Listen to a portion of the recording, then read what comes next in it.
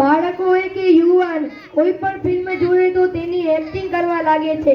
હાલમાં આપણે જોઈએ છીએ કે પુષ્પા 2 ફિલ્મના પુષ્પરાજની એક્ટિંગ બાળકો હાલતા ને ચાલતા કરવા લાગે છે.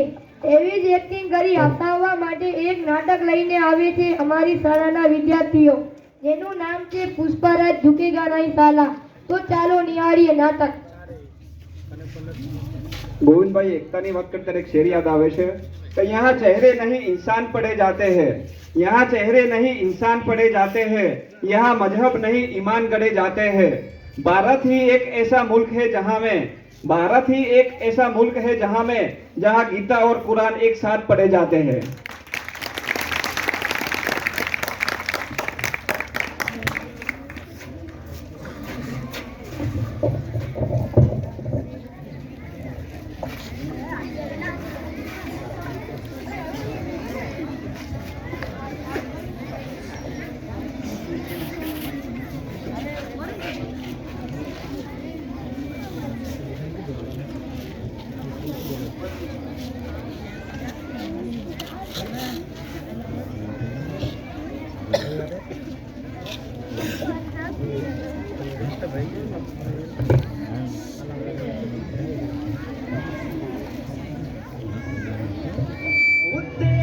झलक शर्फी श्रीवल्ली नाम अकबर भी, तेरी झलक शर्फी श्रीवल्ली बातें करे दो हल्फी.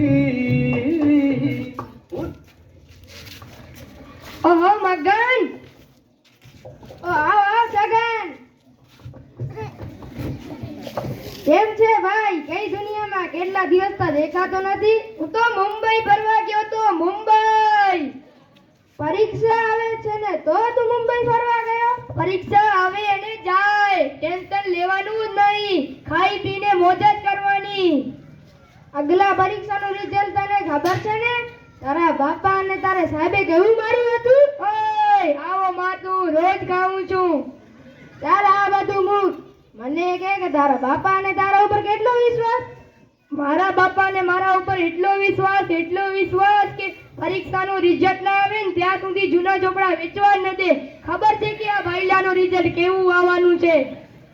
આ બધું મૂક, તારા બાપા ને તારા ઉપર કેટલો વિશ્વાસ? તારા બાપા ને તારા ઉપર વિશ્વાસ કાંઈ નહીં. મારા બાપા ને મારા ઉપર એટલો વિશ્વાસ કે તું વાત જ જવા દે. મને તો કે એ મને ખબર પડે તો સાંભળ. મારા બાપા ને મારા ઉપર એટલો વિશ્વાસ જ્યારે પરીક્ષાનું રિઝલ્ટ આવવાનું હોય ને ત્યારે 2-3 દિવસ પહેલાથી દેદીબોદીપ ચાલુ જ થઈ જાય, કેમ કે પપ્પાને પણ ખબર હોય આ ભાઈડાનું રિઝલ્ટ કેવું આવવાનું હોય. આ બધું મૂક, ચાલ આપણે ક્રિકેટ રમવા આવીએ. આપણે બંને ક્રિકેટ રમશું, વારાફરતી બેટિંગ કરશું. કોઈ ફિલ્ડિંગ વાળો તો ફાવશે ને? બધા ટપ્પુને બોલાવીએ. ઓ વાંચતો હશે, એને વાંચવાનું જોડાઈ દઈશું. હાલ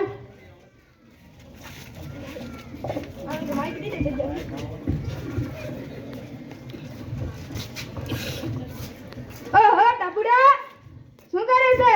આંધળો થઈ ગયો છે, દેખાતું નથી. વાંચવા બેઠું છું. વાંચવા? શું કામ વાંચે છે? પરીક્ષા આવે છે એટલે તૈયારી કરું છું. એનામાં વાંચવાનું થોડી હોય.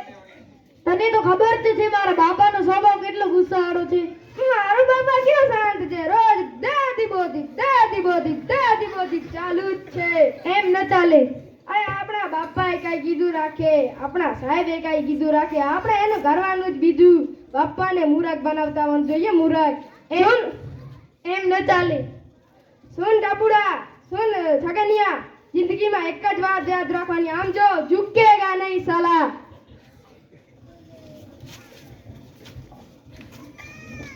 મગનિયા, તું બાપાને મૂરખ બનાવે છે. પુષ્પાનો બાપ એ ઝૂકી જાય.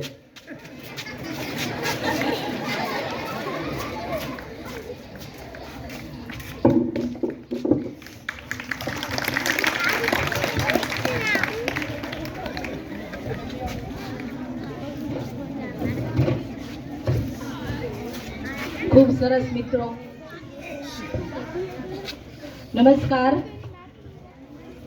હવે પછી આપણે એવા ભાગ્યશાળી વ્યક્તિઓની સન્માન કરવા જઈ રહ્યા છીએ કે જેમના ઘરે આ વર્ષે દીકરીનો જન્મ થયો છે.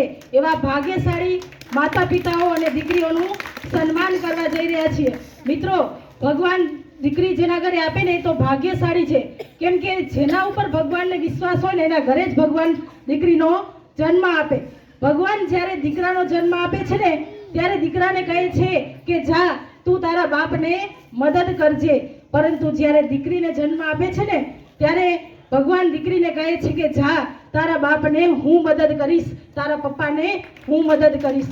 આવા ભાગ્યશાળી માતા પિતા અને દીકરીઓનું સન્માન આપણે અહીંયાથી કરશું. તો સૌપ્રથમ જાડેજા જીયાનસિંહ બા રાજદીપસિંહ આવે અહીં અને એમનું સન્માન કરશે આપણી શાળાના આચાર્ય શ્રી વિજય સાહેબ. વિજય સાહેબને વિનંતી કરીશ કે તેઓ જીયાનસિંહ બાના માતા પિતાનું સન્માન કરશે. મિત્રો, તાળીઓ વગાડી સન્માન.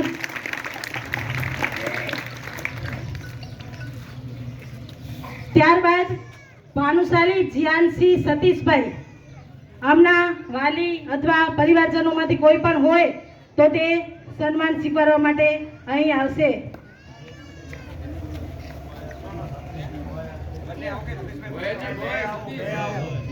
હા, બંને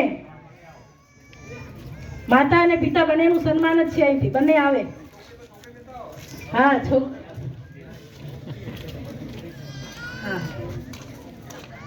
હું આપણા શાળાના શિક્ષક જય સાહેબને વિનંતી કરીશ કે તેઓ સન્માન કરે.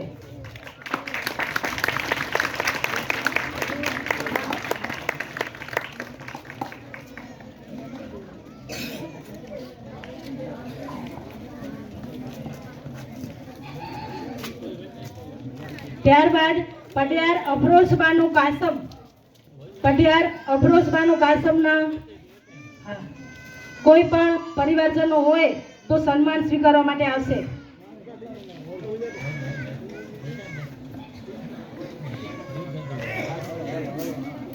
ત્યારબાદ સાડ ફાતેમાબાનું અબ્દુલ કરીમ, આમના ઘરે દીકરીનો જન્મ આ વર્ષે થયો છે. એમના પરિવારજનો કોઈ હોય તો સન્માન સ્વીકારવા માટે આવશે. એમનું સન્માન કરશે આપણી શાળાના શિક્ષક તેજસભાઈ. તેજસભાઈ અહીં આવો અને તેમનું સન્માન કરો.